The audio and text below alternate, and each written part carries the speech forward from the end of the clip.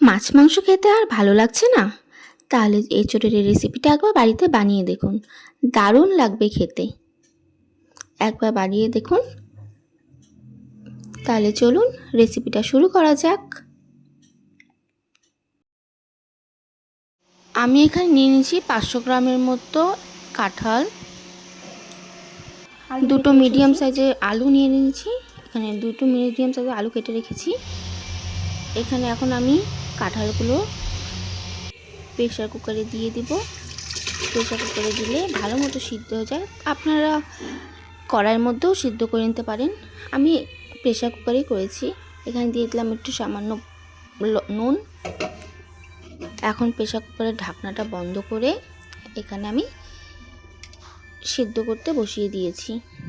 এটা সিদ্ধ করতে 4টা মতো সিটি লাগবে। 4টা সিটি দিলে ভালো মতো সিদ্ধ হয়ে যাবে।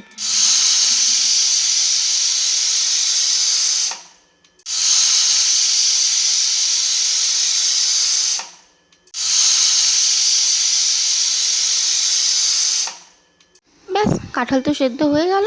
এখন কাঁঠালগুলোকে আমি নামিয়ে নিব একটা পাত্রের সাহায্যে।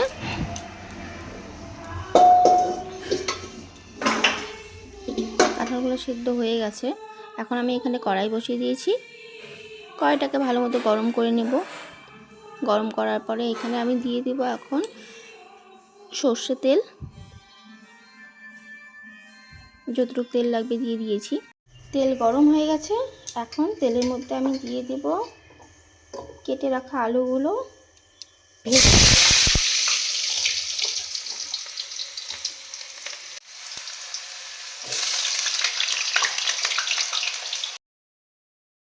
আলুগুলো দেওয়া হয়ে গেল। এখন এখানে আমি পরিমাণ মতো নুন দিয়ে দিব, সামান্য একটু হলুদ গুঁড়ো দিয়ে এখন এটাকে ভালো করে নেড়ে চেড়ে ভালো মতো লাল লাল করে ভেজে নেব।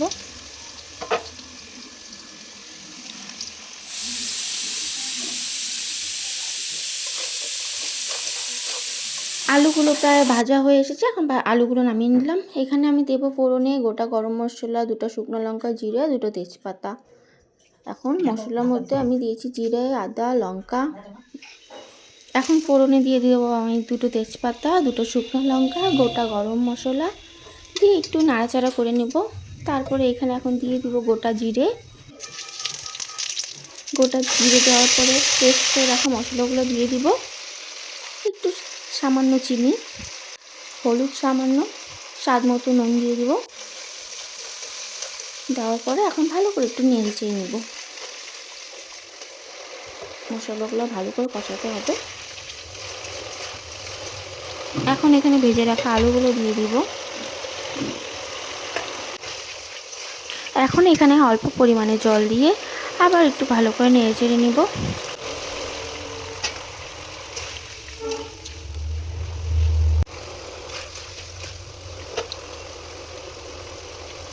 এখন এখানে সেদ্ধ করে রাখা কাঁঠালগুলো দিয়ে দেব।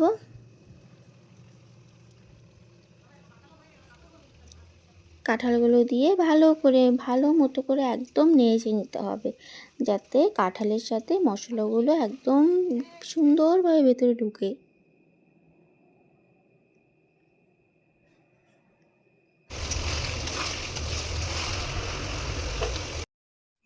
এখন এটাকে ভালো করে নেড়ে নিতে হবে।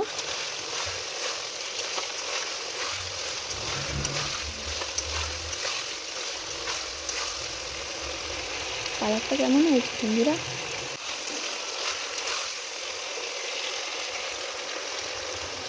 দেখুন কালারটা কত সুন্দর হয়ে এসেছে।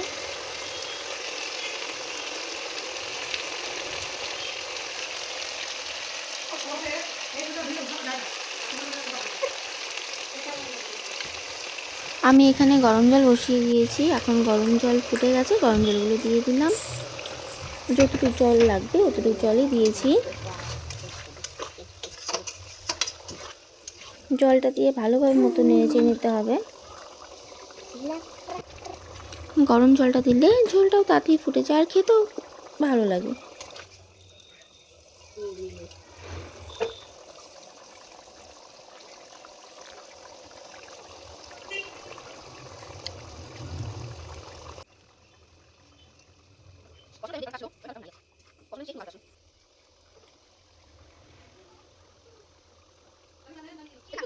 একটু দেখে নিই আলুগুলো সিদ্ধ হয়েছে কিনা।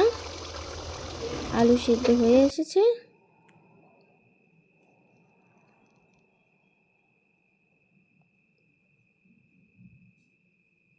ঝোল প্রায় হয়ে গেছে।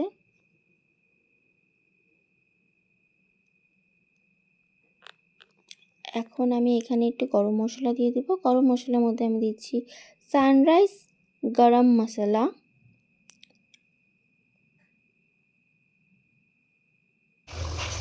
গরম মশলা দিয়ে ঝোলটাকে আবার একটু নেড়ে নিলাম।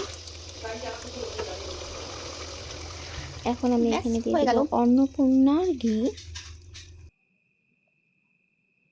1 চামচের মতো। গ্যাসটা অফ করে দিয়েছি।